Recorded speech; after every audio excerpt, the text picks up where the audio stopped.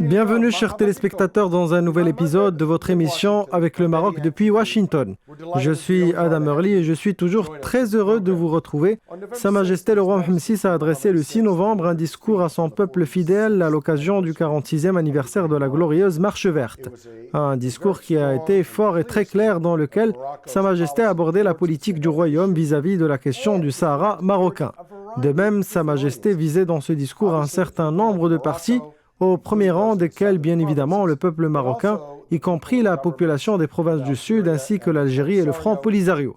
Sa Majesté a également cité les partenaires du Maroc, qui sont les Européens, les Africains et les États-Unis, en plus des États membres de l'Organisation des Nations Unies.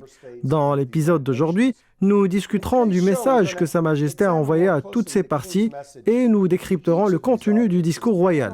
Pour débattre ce discours et faire le point sur ses grandes lignes, j'ai le plaisir d'accueillir le docteur William Lawrence, professeur de sciences politiques et des affaires internationales à l'Université américaine de Washington, D.C. Il a précédemment travaillé comme directeur du département Afrique du Nord dans un institut de recherche appelé International Crisis Group. Il a également travaillé en tant que directeur associé du programme Moyen-Orient et Afrique du Nord chez Center for the Study of Islam and Democracy. De plus, il a été un diplomate au Moyen-Orient pendant de nombreuses années et conseiller principal à la division des partenariats internationaux au département d'État et l'assistant spécial du secrétaire d'État adjoint chargé de lutter contre le terrorisme dans le Sahara. Nous commençons la discussion tout d'abord, comme à l'accoutumée, avec notre chroniqueur Georges Landrit. Georges, parmi les pays mentionnés par Sa Majesté le Roi, les États-Unis. Cela, à mon avis, est une question très importante. Alors, écoutons ce que Sa Majesté le Roi a dit à cet égard. La décision souveraine des États-Unis d'Amérique de reconnaître la souveraineté pleine et entière du Maroc sur son Sahara constitue un sujet de fierté pour nous. Elle est le corollaire naturel de l'appui constant des administrations américaines antérieures et l'illustration de leur rapport constructif au processus de règlement de la question du Sahara. Cette orientation affermit le caractère irréversible du processus politique en marche. Il est voué à mettre en place une solution définitive fondée sur l'initiative d'autonomie sous souveraineté marocaine. Par ailleurs, la décision de plus de 24 pays d'ouvrir un consulat à Laayoune et Dakhla confirme le large soutien dont bénéficie la position marocaine, surtout au sein de l'environnement arabo-africain de notre pays. C'est assurément la meilleure réponse juridique et diplomatique à ceux qui prétendent que la reconnaissance de la marocanité du Sahara n'a pas de visibilité franche et concrète sur le terrain. Alors, Georges, après avoir écouté un extrait du discours royal de Sa Majesté, quel est l'effet de mentionner spécifiquement les États-Unis sur les Européens et les autres ?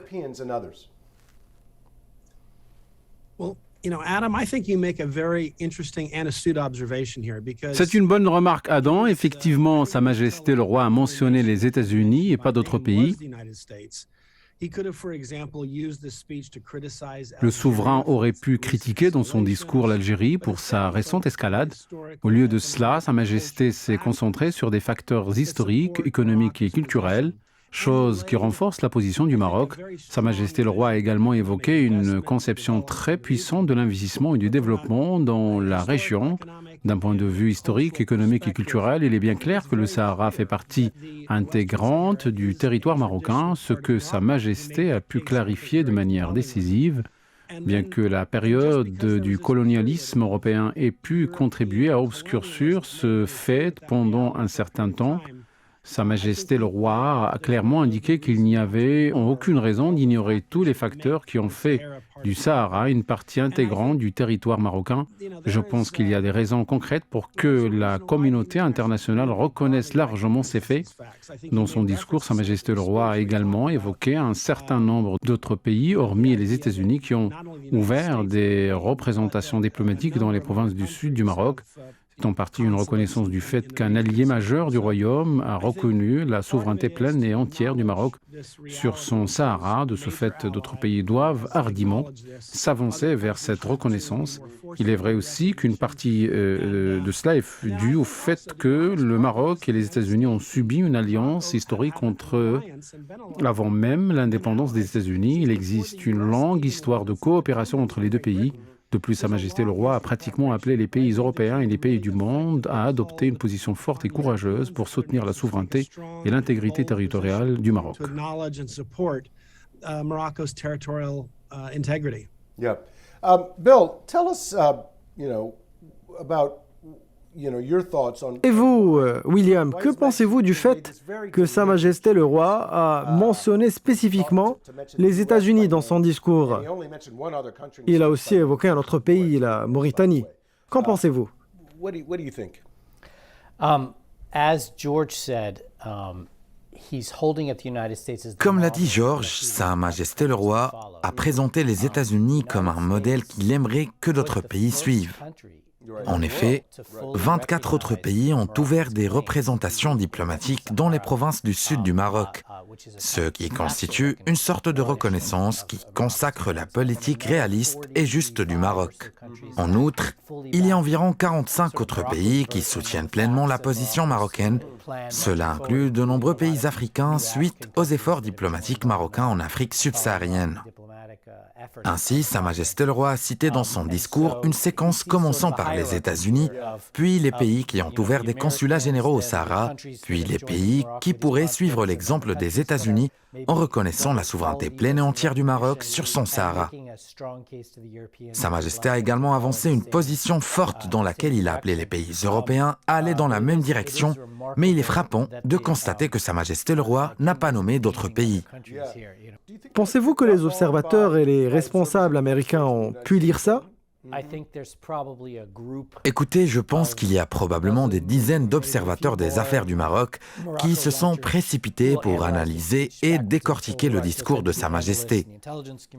Ce sont précisément des analystes de la communauté du renseignement américain et des diplomates chargés de se concentrer sur ce qui émane du Maroc. En fait, ils analysent les déclarations marocaines ligne par ligne, comme le fait tout responsable marocain, en essayant de savoir ce que nous faisons ici à Washington. Mais je pense que les Américains qui ne suivent pas quotidiennement l'évolution du Maroc sont plus intéressés à savoir s'il y aura une opération de l'ONU ou pas, ou s'il y aura une escalade des tensions ou non, ou si le Maroc va choisir l'escalade avec l'Europe ou la désamorcer. En fait, le discours de Sa Majesté et d'autres déclarations marocaines contenaient de nombreux éléments qui indiquent le désir du Maroc de se joindre au processus. Exactement, nous aborderons bien évidemment ce point ultérieurement, mais il est important de noter que le message de Sa Majesté le Roi adressé aux Européens et aux autres pays qui n'ont pas encore reconnu, comme l'Amérique, la souveraineté du Maroc sur son Sahara, était très ferme. Écoutons cet extrait du discours de Sa Majesté. Aujourd'hui, nous sommes tout à fait fondés à attendre de nos partenaires qu'ils formulent des positions autrement plus audacieuses et plus nettes au sujet de l'intégrité territoriale du Maroc. De telles positions contribueront à renforcer le processus politique en cours, à appuyer les efforts déployés pour parvenir à une solution définitive réaliste. En fait, Sa Majesté a également haussé le ton dans son discours. J'en cite ce qui suit. En revanche, à ceux qui affichent des positions floues ou ambivalentes, nous déclarons que le Maroc n'engagera avec eux aucune démarche d'ordre économique ou commercial qui exclurait le Sahara marocain. Fin de citation. Maintenant, je vous pose la question suivante. Comment voyez-vous cette politique et les répercussions de la position marocaine selon laquelle le Royaume ne s'engagera dans aucune démarche économique avec ses parties s'ils ne reconnaissent pas l'intégrité territoriale du Maroc? En fait, à travers ce message adressé par Sa Majesté le Roi au Parlement européen et à la Cour européenne qui a rendu une décision qui n'a pas satisfait le Royaume, Sa Majesté a tenté de comparer les parties avec lesquelles le Royaume diffère. Les gouvernements européens qui ont tendance à adopter des positions floues ou ambivalentes et les acteurs sociaux qui soutiennent la position du Maroc.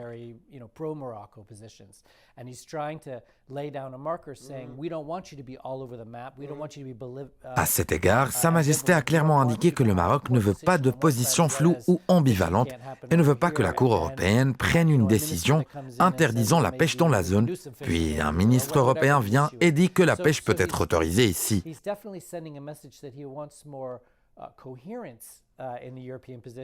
Ainsi, Sa Majesté le Roi envoie certainement un message à l'Europe afin qu'elle prenne une position logique et cohérente avec la direction que veut le Maroc. Une direction qui stipule que tout le monde s'engage à reconnaître la souveraineté du Maroc sur son Sahara. Mais attendons de voir quelle sera la réaction. En fait, le Maroc utilise l'escalade comme méthode stratégique pour faire face à la rupture du cessez-le-feu l'année dernière, puis les développements avec l'Algérie, l'Espagne et l'Allemagne. Mais quant à la France, les positions sont plus proches au Maroc par rapport aux institutions de l'Union européenne.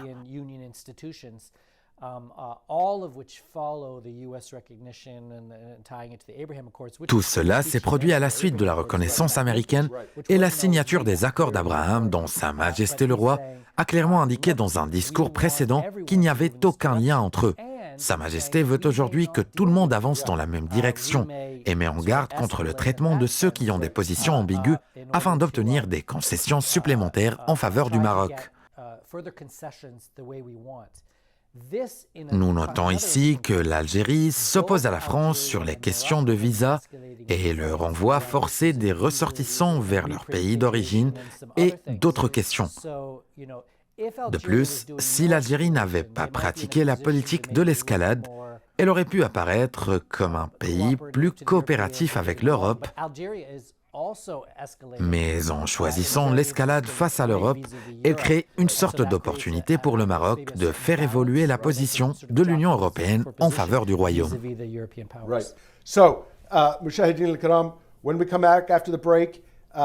Chers téléspectateurs, nous discuterons après une courte pause de la réaction européenne face au discours de Sa Majesté, étant donné que les Européens ont déjà renvoyé l'arrêt du tribunal de l'Union européenne à une juridiction supérieure. Chers téléspectateurs, restez avec nous.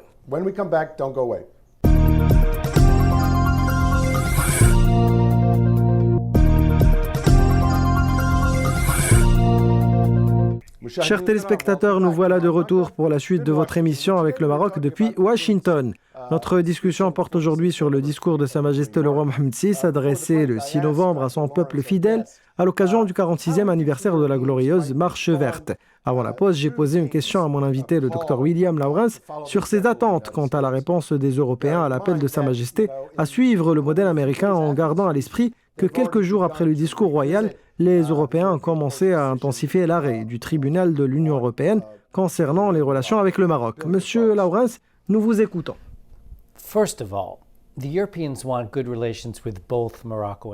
Premièrement, les Européens veulent établir de bonnes relations avec le Maroc et l'Algérie. Donc, l'escalade à propos des incendies de forêt et la fermeture de l'espace aérien et d'autres choses n'est pas ce que l'Europe souhaite. Cette dernière ne veut pas prendre une position concernant une telle escalade.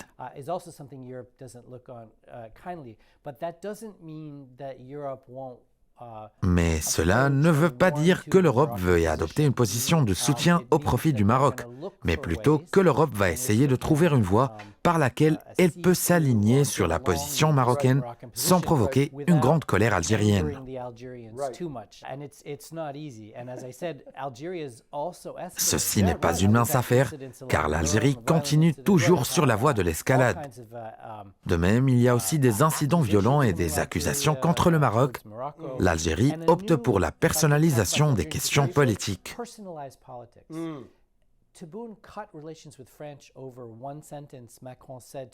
Par exemple, le président Tebboune a rompu les ponts avec la France à cause d'une phrase que le président français Macron a dite lorsqu'il était avec un groupe d'étudiants. Le président algérien a réagi violemment à un certain nombre de dossiers sur la base de plusieurs déclarations, comme celle de l'ambassadeur du Maroc auprès des Nations Unies et une déclaration du ministre des Affaires étrangères israélien lors de sa visite au Maroc. Ces actions du président algérien en voulant défendre sa position dépassent la norme. Je pense que cela met le Maroc dans une meilleure position que l'Algérie en ce qui concerne ses amitiés avec l'Europe. Cette dernière essaiera, comme d'habitude, de maintenir la position floue ou ambivalente. C'est pourquoi l'appel du roi est adressé à l'Europe pour abandonner cette situation et suivre l'exemple des États-Unis dans la même direction souhaitée par le Royaume du Maroc. Mais je crains bien que cela ne se soit pas encore produit, que la guerre éclate aux frontières. Mais chaque pas fait par le Maroc montrait clairement qu'il ne voulait pas entrer dans un conflit armé, même si le risque est toujours présent. D'accord. Parlons maintenant des Nations Unies. Sa Majesté le roi Mohammed VI a affirmé l'attachement du Maroc au processus politique conduit par l'ONU afin de trouver une solution politique pacifique à la question du Sahara, basée sur une initiative du Maroc d'autonomie sous la souveraineté du Maroc sur son Sahara. Écoutons un extrait du discours de Sa Majesté. Pour le Maroc, son Sahara n'est pas à négocier. Aujourd'hui, comme par le passé, la marocanité du Sahara ne sera jamais à l'ordre du jour d'une quelconque tractation. En fait, si nous engageons des négociations, c'est essentiellement pour parvenir à un règlement pacifique de ce conflit régional artificiel. Sur cette base, nous réaffirmons l'attachement du Maroc au processus politique conduit par l'ONU. Nous réitérons également notre engagement en faveur de la recherche d'une solution pacifique pour le maintien du cessez-le-feu et la poursuite de la coordination et de la coopération avec la MINURSO dans la stricte limite des attributions qui lui sont assignées.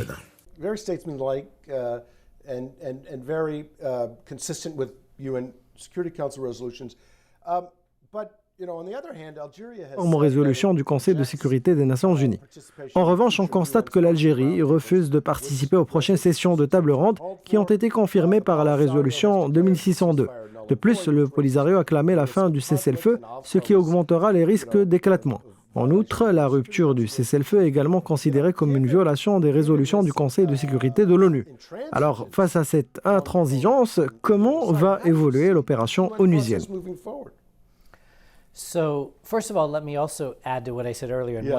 Tout d'abord, permettez-moi d'ajouter quelque chose à ce que j'ai déjà mentionné, à savoir que Sa Majesté le Roi s'adresse généralement à son peuple avec ce qu'il dit. De plus, les négociateurs marocains parlaient de la même manière dans les pourparlers des Nations Unies, et il n'y a rien de nouveau dans tout cela.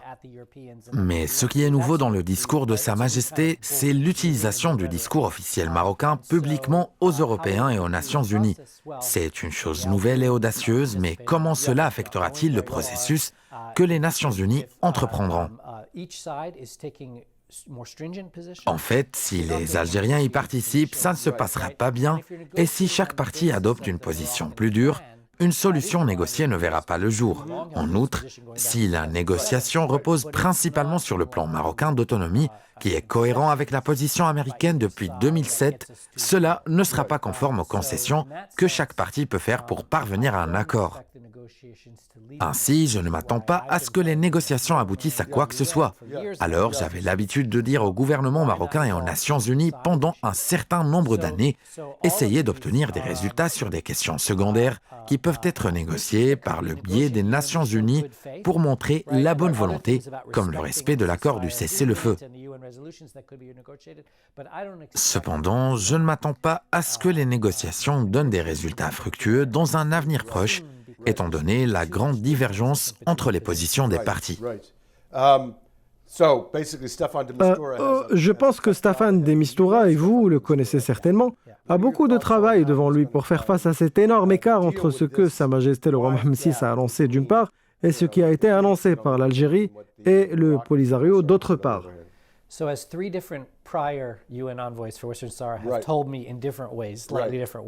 Écoutez, 3 anciens envoyés de l'ONU pour le Sahara m'avaient dit que la chose la plus importante à faire pour l'envoyé était d'abord d'améliorer ses relations avec les 5 membres permanents et avec les amis du Maroc qui soutiennent sa position sur le Sahara, comme les Français, les Américains et d'autres. Staffan est un bon diplomate choisi sous la pression américaine après que Washington ait refusé de choisir d'autres candidats. Il a été choisi pour pouvoir faire avancer le processus après la position de l'administration Trump vers ce qui pourrait être une nouvelle vision des Nations Unies et jusqu'à présent, les choses vont bien dans ce sens. Il est un diplomate qui sait bien traiter le dossier du Sahara et sait s'adresser aux Algériens et à toutes les parties concernées, mais il n'a pas grand-chose à faire. Right. It's someone who can manage the file well, who can get along with the powers that be, et cetera, will know how to talk to the Algerians, Right. And will know how to talk to all the interested parties. But I don't think he's been dealt a very. Quand j'analyse les résultats des précédents rounds de négociations à Long Island, Manhasset et d'autres, je constate que toutes les parties entrent dans les négociations pour réaffirmer leur position antérieure. Je pense que cela ne conduira pas à des résultats fructueux. Par conséquent, il faut adopter la méthode suivante. Parlons de ce qui peut être fait avant de parler de ce qui ne peut pas être fait. Comme les visites réciproques entre les deux parties, les contacts entre eux et le processus d'instauration de la confiance. Mais l'objectif ne sera pas atteint de sitôt. All right, let's move to the southern provinces for a second. D'accord, passons aux provinces du Sud à présent. Sa Majesté le Roi a parlé d'un développement tous azimuts en cours au Sahara. Le souverain a exprimé son espoir que les provinces du Sud soient la locomotive d'une véritable régionalisation avancée.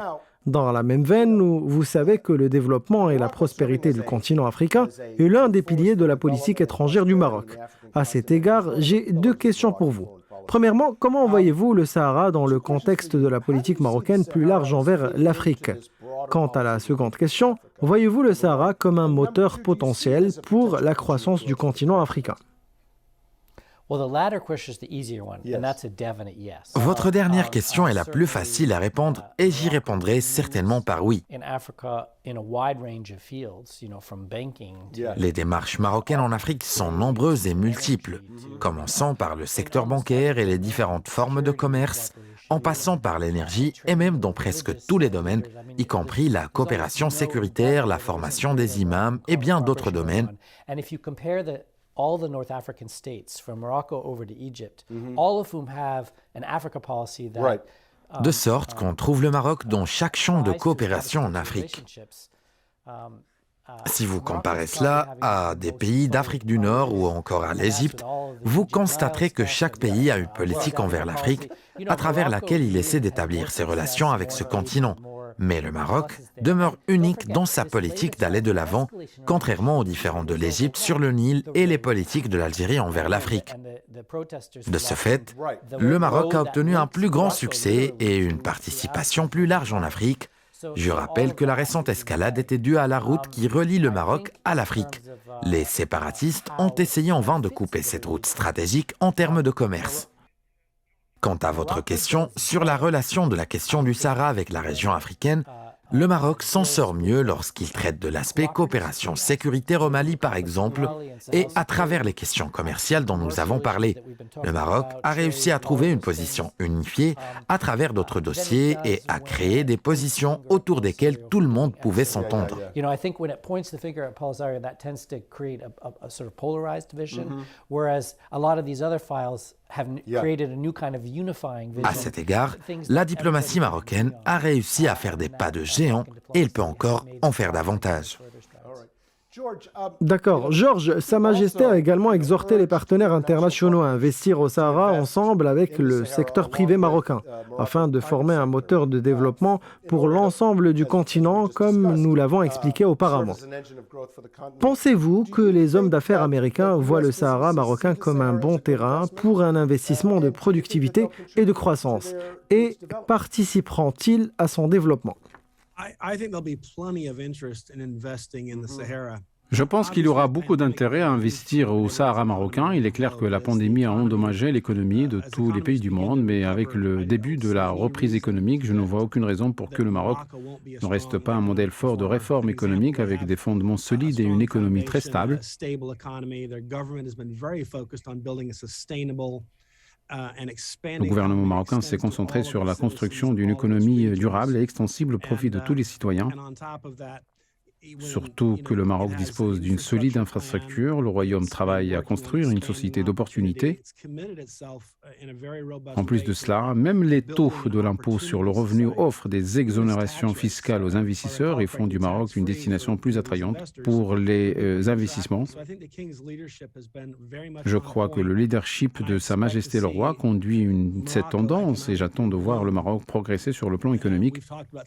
Nous avons déjà parlé ici dans le cadre de cette émission du nouveau modèle de développement du Maroc dans lequel je vois de nombreux avantages. Par conséquent, j'ai des raisons de croire que l'avenir économique du Maroc est un avenir prospère qui offrira de nombreuses opportunités économiques, d'autant plus que l'on avance vers une solution pacifique à la question du Sahara. En outre, le discours de Sa Majesté et son leadership avisé donneront aux investisseurs étrangers beaucoup de confiance. Okay. Mushahideen al-Kiram, if there's one takeaway for me from the King's speech is that Morocco. D'accord, chers téléspectateurs, je voudrais ajouter ici mon point de vue quant aux grandes lignes du discours de Sa Majesté le roi Mohammed VI. Le Maroc est en position de force. Le Maroc a aujourd'hui obtenu la reconnaissance américaine de la souveraineté pleine et entière du royaume sur son Sahara. Quant à l'Algérie, elle fait obstacle aux résolutions des Nations Unies liées à ce conflit artificiel. Par conséquent, il ne fait absolument aucun doute que ce que nous lisons dans le discours de Sa Majesté le Roi, c'est que le Maroc est fort et uni et insiste pour défendre ses droits et en même temps tend la main de l'amitié et du dialogue à l'Afrique, l'Europe et aussi à ses voisins d'Afrique du Nord.